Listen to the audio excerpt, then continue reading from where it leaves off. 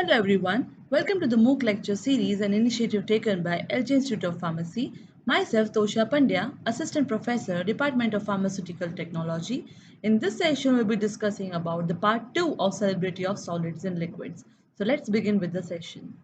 So the next factor which affects the solubility of solids and liquids is the melting point. So what does the melting point indicate? It is indicative of the attractive forces between the molecule.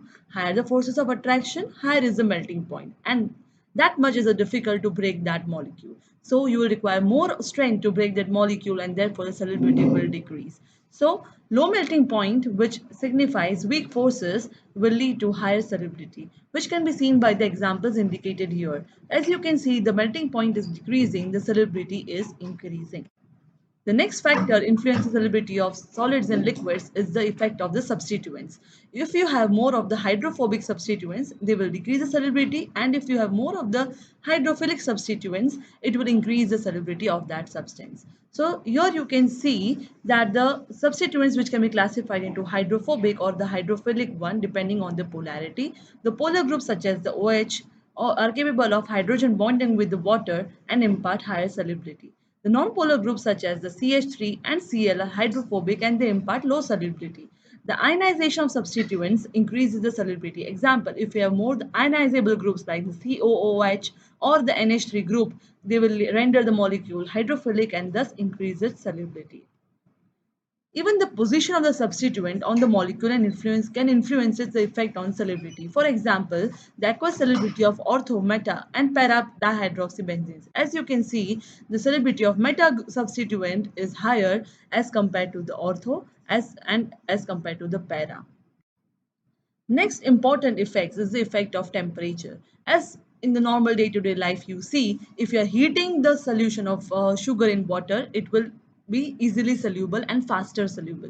Okay, so temperature affects the solubility. If the solution absorbs the heat, now what is important, if the process is endothermic or exothermic, the solutions which are endothermic, which tend to absorb the heat, the influence of temperature will lead to increase in solubility. Okay, so if the solution process absorbs the energy, then solubility will be increased as the temperature is increased.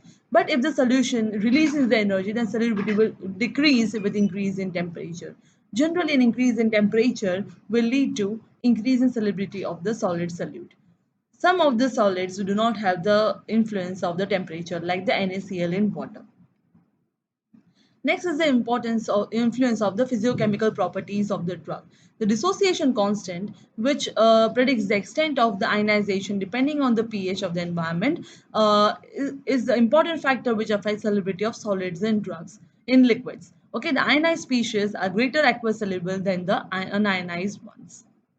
Next is the influence of the crystal properties. Following are some of the points which can tell you, enumerate the effect of the crystal properties on the solubility. So, whether the drug is existing as a polymorph crystals, as solvates or amorphous form will influence the solubility. Amorphous form are found to have higher aqueous solubility than the crystalline forms. Why? Because the structure is weak. Okay, do not have the strong attractive forces like in the crystalline forms. Among the crystal forms, the metastable form, which has a lower melting point, is more soluble than the stable forms. The anhydrous forms have higher aqueous solubility than the hydrate forms because the hydrate forms already have the water molecule incorporated within. The organic solvates have higher aqueous solubility than the unsolvated forms, whereas the salt forms are having higher aqueous solubility than the non-salt forms. So this should be kept in mind while selecting any form of the drug during the formulation. Next, very important effect is the effect of the pH. Okay, it is a primary influence on the solubility of most of the drugs that contain ionizable groups. Large number of drugs are weak acids or weak bases, and the solubility depends on the degree of ionization. So, degree of ionization depends on the pH. About 85% of marketed drugs contain functional groups that are ionized to some extent at physiological pH of 1.5 to 8.